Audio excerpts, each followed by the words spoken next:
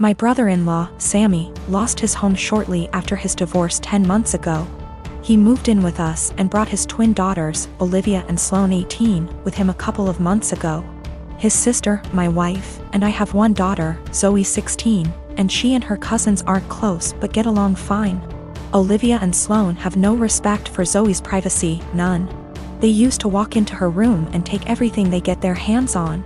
Makeup, phone accessories, clothes, school laptop, etc. Zoe complained a lot, and I've already asked the girls to respect Zoe's privacy and stop taking things.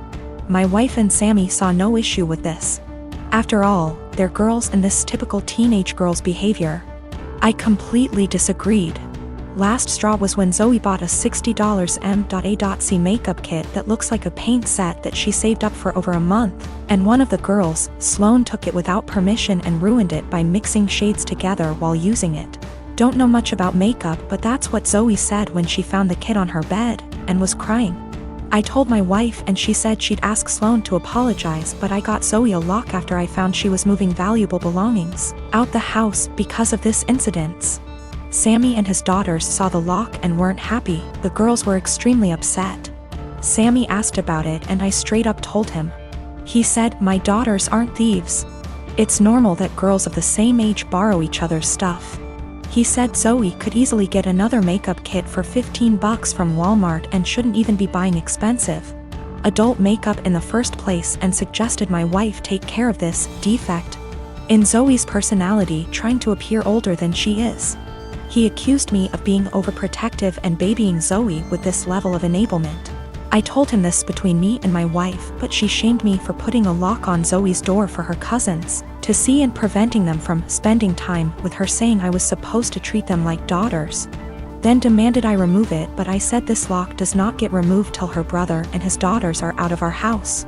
She got mad I was implying we kick them out and said her family'll hate me for this. So I reminded her that I let Sammy and his family move, in which something her own family refused to do, so she should start with blaming them for not taking their own son and niece's granddaughters in. If it wasn't for her family's unwillingness to help, we wouldn't be dealing with this much disturbance at home. Everyone's been giving me and Zoe silent treatment, and my wife is very much upset over this. In the past month, my older brother's fiancée left him. This meant he lost his house because the home they lived in was in her name. He lost his vehicle because what he was driving was her old car. He also lost his job because he was so focused on his breakup that he was constantly making mistakes. He moved in with our parents, who live about 5 minutes away from my husband and I. I do have a lot of sympathy for him.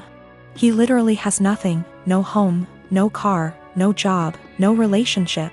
The problem is, this is third time this has happened to him.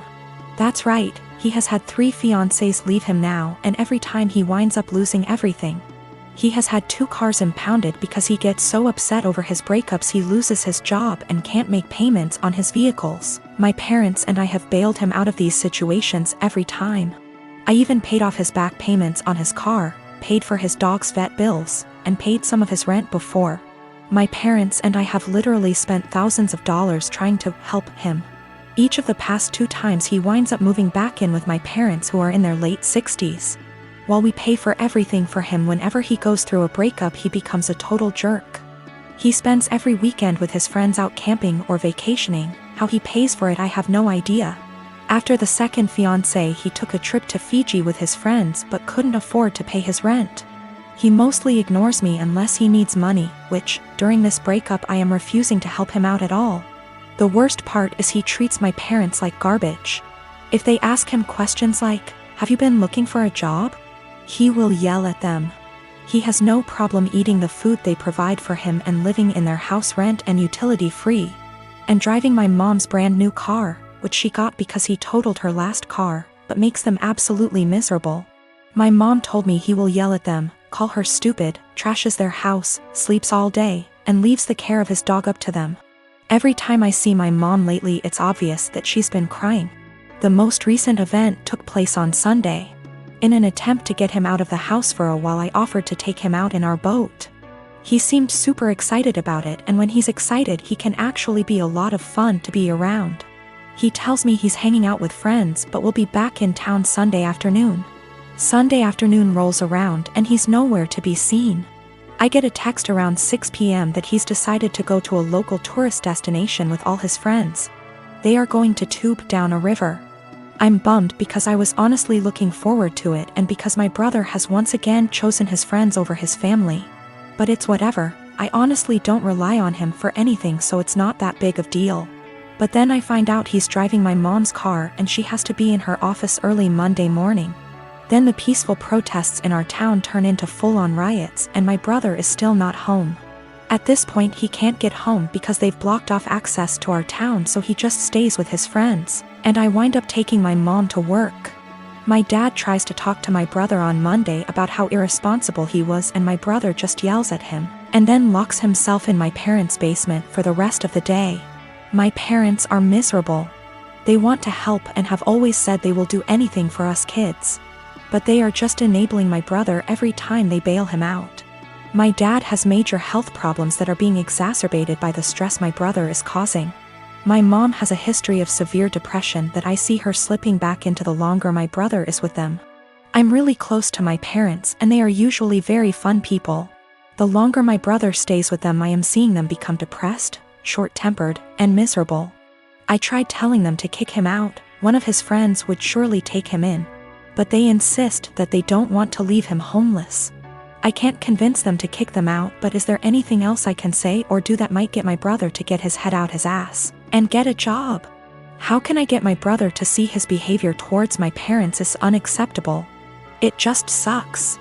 I used to really look up to my older brother because he is outgoing and funny and the sort of person everyone just gravitates towards. Now I'm just pissed at him for how he treats my parents and simultaneously scared for his mental health, because he clearly has a lot of problems. My sister and her husband were sent to prison at the start of this year, and sadly won't be released for a few years. That left me to look after their 15-year-old daughter Amy.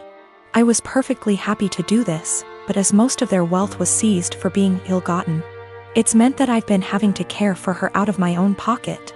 Once again, this doesn't bother me, but it's meant massive life changes for the kid. Firstly, they sent her to a private school. I can't afford anywhere near those fees, so I had to transfer her to a local school. She was upset at this at first, but she quickly made friends and is excelling academically, so this isn't a huge problem. She's been off school for the last few months anyway due to the situation. A bigger problem is clothing. Like my sister Amy loves fashion and designer stuff. She's still got a lot of stuff that her parents got her, but she's always on the lookout for new clothes. Unfortunately, I can't afford anywhere near the sort of stuff she likes. And I also have 2 children of my own whose clothing I have to pay for.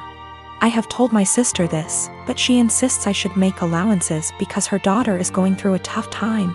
Amy also really doesn't get along with my daughter Hannah, who is 11. She bullies her, calls her stupid and ugly, tells her none of her friends really like her, etc. She has made her cry on many occasions and often continues to taunt Hannah while she cries. Yesterday I caught Amy trying to buy a dress costing over $1,000 with my card. I was fuming and had a long conversation with her. She cried and sobbed that she just wanted one nice thing. My sister called from the prison, and Amy cried over the phone that she hates here and I treat her unfairly. I spoke to my sister afterwards and she begged me to go easy on her daughter because she's still adjusting. I put food on this kid's plate. I buy her whatever clothes I can afford, even if they aren't to her taste. I take her to visit her parents as much as possible. They're held in different facilities. And I do all of that on top of working and looking after my own children. I told my sister that I was willing to look after her daughter for as long as she needs. But if anything like the card incident happens again, or if she continues to pick on my daughter, there will be serious consequences for her.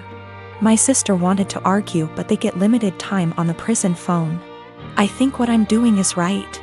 I get that the kid is going through a tough time, and I'm doing everything I can to be there for her. But I can't just tolerate bad behavior or bullying, and I can't afford to pay for her expensive clothing. The fact that she's struggling to deal with what happened to her parents doesn't change that. My sister and her husband have been struggling with infertility since they got married 12 years ago. They've tried absolutely everything, from medical to spiritual, but unfortunately, nothing works. Now that she's approaching late 30s, they're starting to look into adoption, but it's also been a slow going. Since their financial condition isn't exactly stable from multiple rounds of fertility treatments they went through. I can only imagine the struggle, and I sympathize with her. But the stress this situation is bringing her and her husband honestly puts a strain on our relationship. My husband and I lost our best friends, Mason and his wife, Kate, 2 weeks ago in a horrible car accident. They left behind their son Pete, who isn't even 2 yet. It was so sudden and so heart-wrenching. We're still grieving, which lowers out contact with a lot of people, including my sister and Bil. Our main concern right now is ourselves and Pete, whose custody has come to us because we're both his godparents, actively engaged in Pete's life since his birth. And because Mason and Kate have neither left a will nor have immediate living relatives who can take him in. We've decided to adopt Pete as soon as we can stomach the process. My husband and I never planned on having kids, and even if we did, this is absolutely not the way we want to go about it. The situation is far from ideal, but we're starting the adoption process yesterday, for Pete's safety if nothing else. We broke the news to our extended families and friends, letting them know that my husband and I won't be very available for a little longer because of this.